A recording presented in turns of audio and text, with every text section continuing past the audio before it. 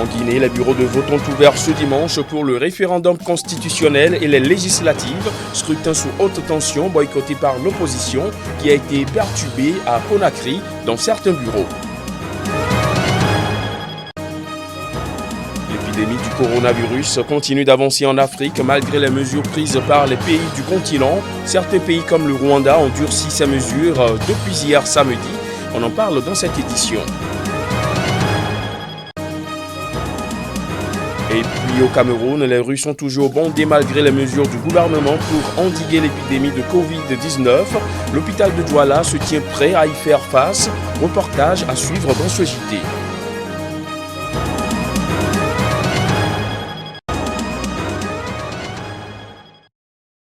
Ce dimanche, vous allez voter dans le calme, la sérénité, j'en suis convaincu. Votre choix sera déterminant pour l'avenir de notre pays et pour celui de tous nos frères, de nos sœurs, de nos filles et fils. Vous avez le pouvoir de décider de la Guinée que vous voulez construire. Conformément aux principes fondamentaux de la démocratie, seuls les citoyens et citoyennes de Guinée peuvent décider. La communauté des États de l'Afrique de l'Ouest, CEDEAO, l'Union africaine et l'Organisation internationale de la francophonie ont fait des recommandations à travers les experts qui ont été intégralement prises en compte. Par-delà certains commentaires mal intentionnés à l'égard de notre pays, le système de dimanche sera conforme à la loi et à la réglementation de notre pays.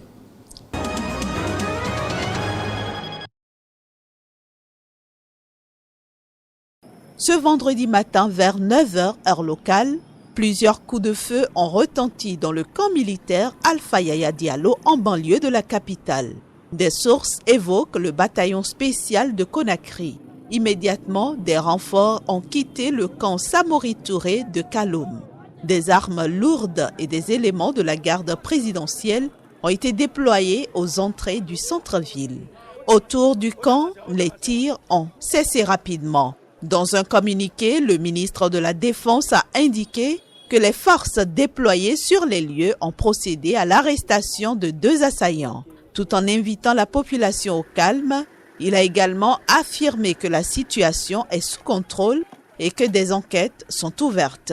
Selon diverses sources, ce sont des militaires mécontents de leur traitement qui ont tiré des coups de feu dans l'espoir d'entraîner avec eux d'autres soldats dans leurs revendications. N'ayant pas trouvé d'adhérents, ils ont préféré prendre la fuite, expliquent ces mêmes sources. Les complices en cavale sont activement recherchés par les services de sécurité. Un ratissage serait en cours et les contrôles renforcés aux sorties de Conakry.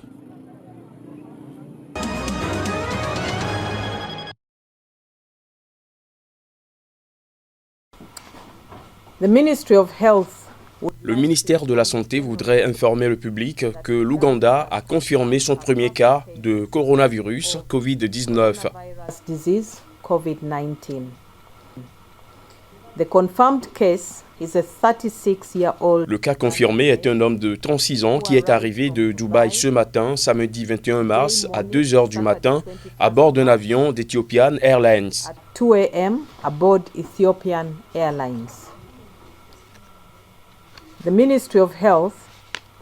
Le ministère de la Santé rassure le grand public sur le fait que toutes les mesures ont été prises pour identifier ce cas à l'aéroport et l'isoler en temps voulu.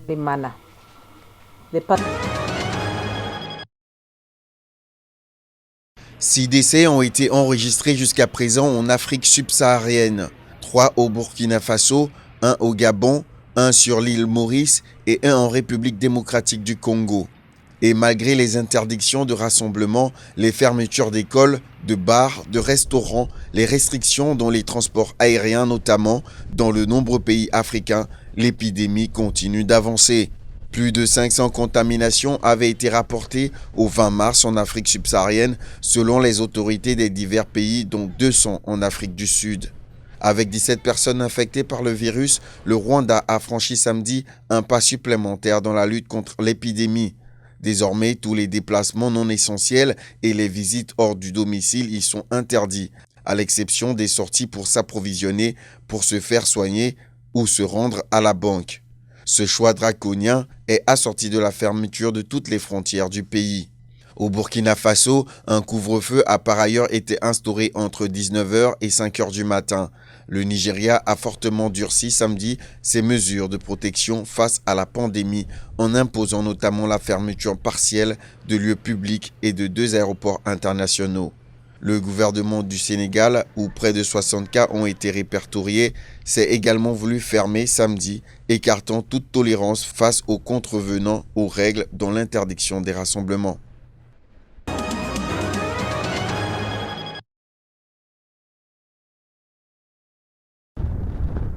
Pays musulman à près de 95%, le Sénégal qui a déjà enregistré près de 40 cas, met les bouchées doubles pour remédier au nouveau coronavirus.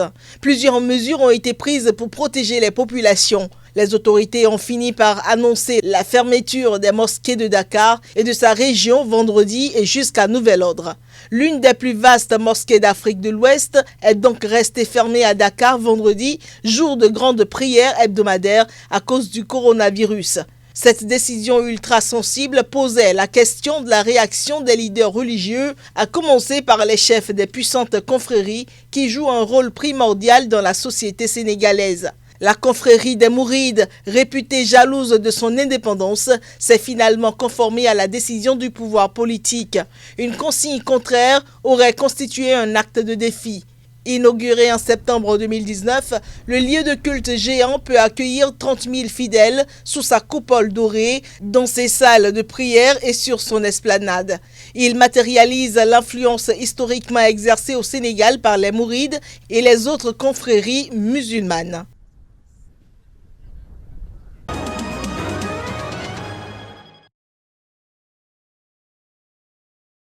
Aéroport international Blaise Diagne de Dakar, vendredi soir. À quelques heures de la suspension de tous les vols au départ et à l'arrivée pour cause de coronavirus, les passagers pressent le pas pour ne pas rater leur vol. On avait une semaine de vacances, donc on l'a passé au Sénégal, tout s'est très bien passé. Notre tour opérateur a décidé de toute façon de nous rapatrier, de rapatrier l'ensemble des Français qui sont au Sénégal, en France. Donc voilà, on a pris la décision de rentrer, mais c'est une décision commune. Et voilà, tout se passe très bien, on n'a aucun souci particulier, on n'a pas de crainte. On a confiance dans les systèmes sanitaires, que ce soit le système sanitaire sénégalais ou le système sanitaire français. Pour d'autres passagers, c'est l'incertitude totale. Taylor rentre chez lui aux États-Unis. Je ne sais pas encore comment se trouvent les choses là-bas. J'ai peur, mais j'ai hâte de voir ma famille, d'être avec ceux que j'aime et voilà quoi. C'est ça. Mais je suis triste, je suis très très triste de partir, de quitter le Sénégal. Plus de 258 930 cas d'infection au coronavirus ont été détectés dans 163 pays et territoires depuis le début de l'épidémie. Une épidémie qui a fait au moins 11 129 morts.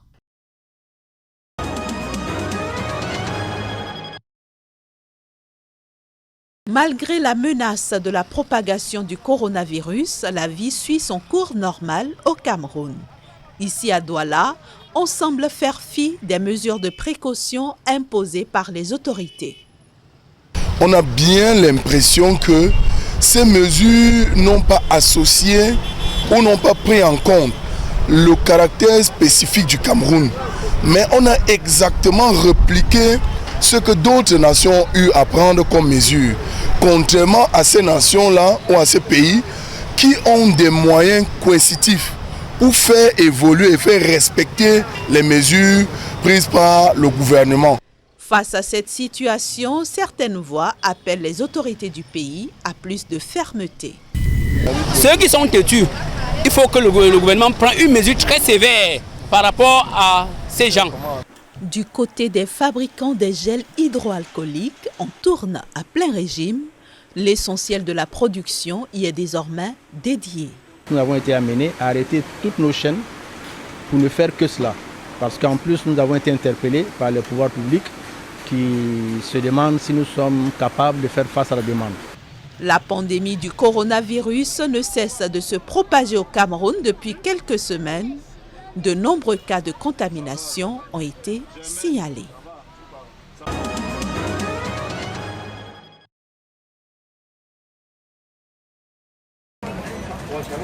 De plus en plus de Chinois sont poussés à rentrer au pays par leurs parents angoissés avec le Covid-19 qui fait rage en Europe.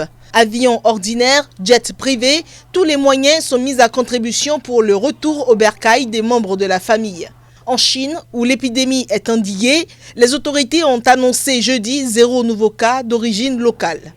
L'épidémie a été contrôlée en Chine. Aux États-Unis, les gens ne portent pas de masque. Et si les Chinois portent des masques, on se fait frapper. Je me sens vraiment calme maintenant que je suis revenu en Chine. Si je m'y étais pris plus tard pour réserver les billets, je n'aurais peut-être pas pu rentrer avant un mois parce que la France est fermée. Je suis donc très heureux d'avoir déjà réservé les billets à l'avance pour revenir. Mais tout le monde n'est pas chanceux. Le retour en Chine est semé d'embûches. Les vols sont désormais peu nombreux et très chers. Une contamination est possible dans l'avion et à l'arrivée, une quarantaine de 14 jours est imposée. Cette semaine, le Centre de contrôle de prévention des maladies de Pékin a conseillé aux étudiants d'éviter tout retour qui n'est pas absolument nécessaire.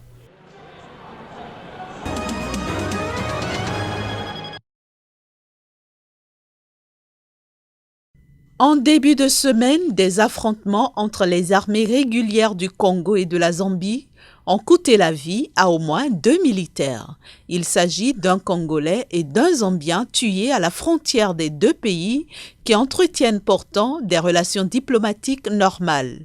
En représailles aux affrontements, des hélicoptères zambiens ont bombardé une position de l'armée congolaise, faisant 2 morts parmi les militaires congolais. Sans confirmer ce bilan, une source gouvernementale congolaise a indiqué que la situation sur le terrain s'était normalisée après ces affrontements et que les forces loyalistes congolaises ont récupéré l'espace occupé par les militaires zambiens. Des contacts diplomatiques se poursuivent entre les deux États.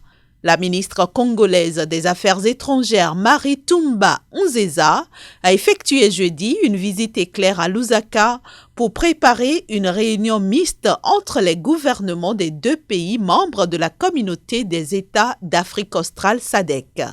Il faut dire que des incidents similaires entre les deux armées avaient éclaté en 1996 et 2006 et en septembre 2016 autour d'une localité congolaise facilement accessible du côté zambien, alors que du côté congolais, le marécage rend difficile tout accès.